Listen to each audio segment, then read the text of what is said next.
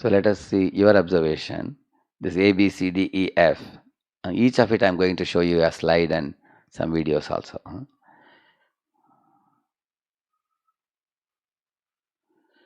Uh, as soon as you see these pictures, immediately what the first question that comes to your mind?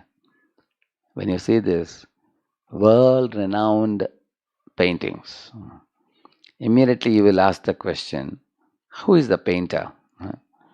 The painter of the first picture is Leonardo da Vinci. Uh, You see, very famous Mona Lisa's picture. In the same manner, the other pictures also. So this required certainly an artist to draw such a nice picture. What about this artistry, which you see here? These are real waterfalls, the real beautiful blooming roses, the beauty of man and woman, and the people click photos of the rising sun and the setting sun. People click photos of the Grand Canyon, and people click photos of valleys, waterfalls, everything. So, who is the creator of this type of beautiful artistry? Think about it. For example, here is a paper rose.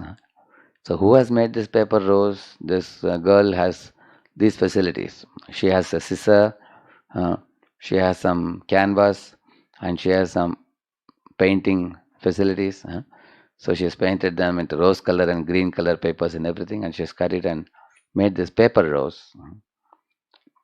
Think about the real rose. Who made the real rose? The real rose has tender petals. It has fragrance.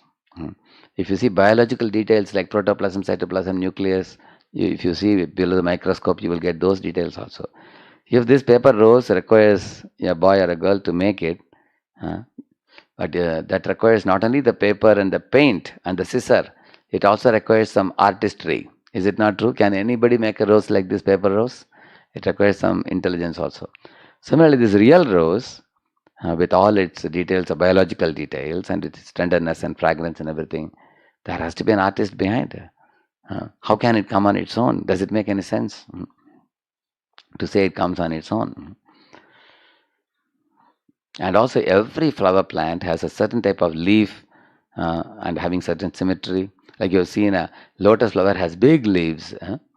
Similarly, mango leaves have a certain type of shape.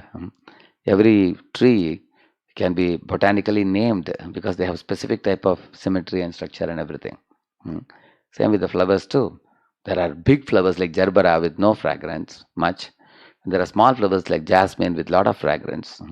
So all these different types of flowers that we find in the nature, don't they need a designer?